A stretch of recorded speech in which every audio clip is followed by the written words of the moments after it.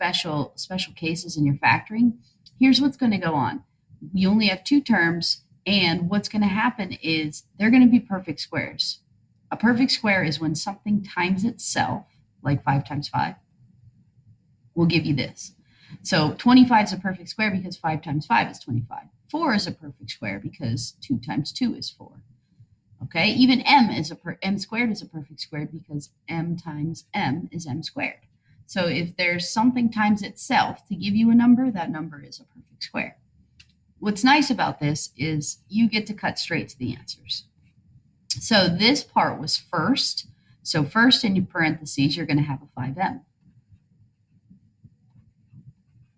This part is last. So last in parentheses, that's where the 2's are going to go. Then when there's two terms, you have to remember that one will be a positive and one will be a negative every single time.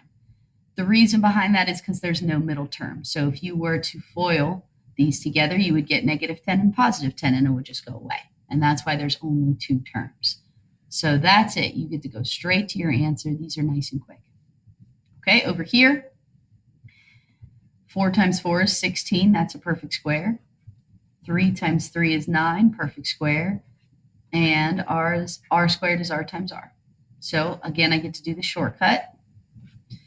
So 16r squared came first, so the 4r will go first in your parentheses. 9 came last, so the 3's are going to go last in your parentheses. 1 plus, 1 minus. Okay. One more of those, and then I'll show you where they get a little bit tricky. Not really tricky, but just where they'll try to trick you. So a squared, this is a 1, which is still 1 times 1. You just don't have to write it. But a squared is a perfect square, a times a. 9 is a perfect square, 3 times 3. So I get to do my shortcut. Since the a squared came first, the a's will go first. 9 came last, so the 3's will come last. And then 1 plus, 1 minus. Doesn't matter which one gets a plus and which one gets a minus. Makes no difference. Those can switch. Now, this one is a little bit more difficult because the only way you can get 5 is 1 times 5. So keep in mind that no matter how many terms you have, no matter what type of factoring problems you have, you 100% of the time should be looking for a GCF first. So there is a GCF in this. The biggest number to go into 5 and 80 is 5. So if I divide, 5 divided by 5 is 1, and negative 80 divided by 5 is negative 16. So now the 5, you're not doing anything with the 5. It's just going to go in your answer. That's all the GCFs do. It basically makes the number smaller.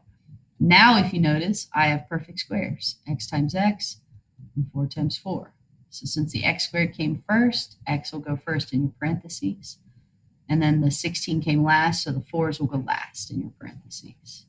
1 plus, 1 minus. So that's the only time you'll see a little extra tricky part. So always look for a GCF first.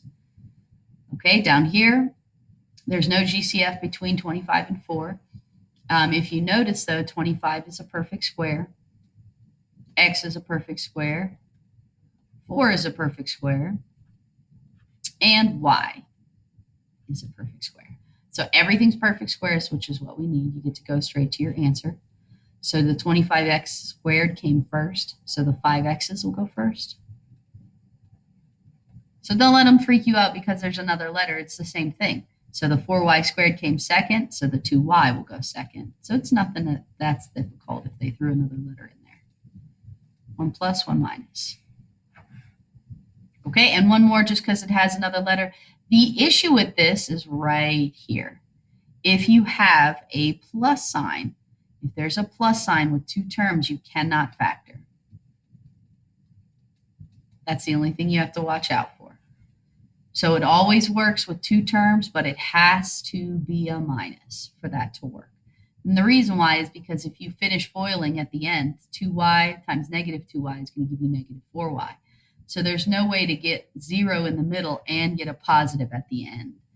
The y isn't that big of a deal. Just try to remember that if there's a plus with two terms, you can't do it. Okay, and then the last type. The last type is when they give you three things. So if they give you three things, you still look for a GCF, which there is no GCF in this. But we can still look at perfect squares.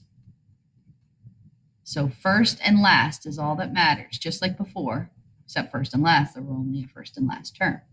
So we're not really going to worry about this 28 in the middle. So if this happens when you have three terms, you can do the shortcut. So we can still go straight to the answer. The 49x squared came first, so the 7x's will go first. 4 came last, so the 2's will go last.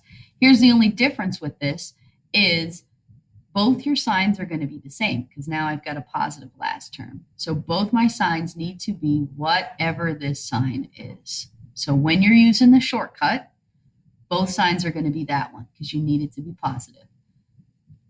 If you end up foiling, that'll give you 49 squared. This is 14 and 14, which gives you positive 28. And 2 times 2 is 4. So you can always foil to check your answers. Now, the one special thing with this is since they're the exact same thing, exactly the same down to the signs, you have to write it like this. I think that IXL will be picky, and I know multiple choice will always have this. So if it's 2 of the same thing, you have to write it like that. Okay, so 8 times 8 is 64. Both of these, the first and last, are perfect squares. So I get to go straight to my answer. Again, don't worry about the middle term. The middle term would come out if you foiled, but you don't really need the middle term if you're using the shortcut. So we're not really caring about that. So you go right to your answer. And I've got 64x squared, so the 8x's go first. 9's last, so the 3's go last. And if there are 3 terms using the form or using the shortcut, you need this as your sign for both of them. Okay, so 3 terms, they both get the same sign. 2 terms, each they get 1 plus and 1 minus. For my x. So 8x minus 3 squared is your answer. Okay, last 2, 25 is 5 times 5.